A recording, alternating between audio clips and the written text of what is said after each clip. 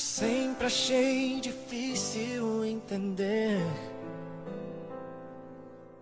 como duas vidas podem se tornar apenas uma. Mas quando eu te encontrei, eu te amei,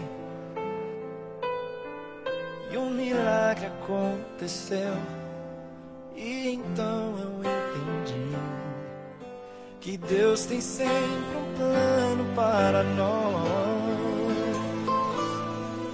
É preciso paciência e ouvir sua voz. O que será que meu Deus pensava quando criou você?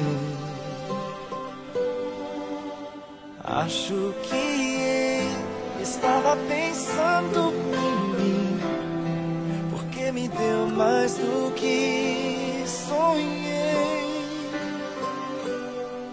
Deu muito mais do que eu podia imaginar.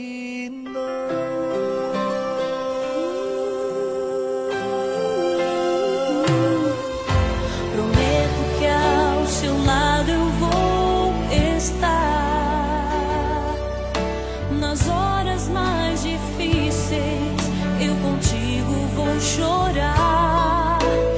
E onde quer que a vida te levar,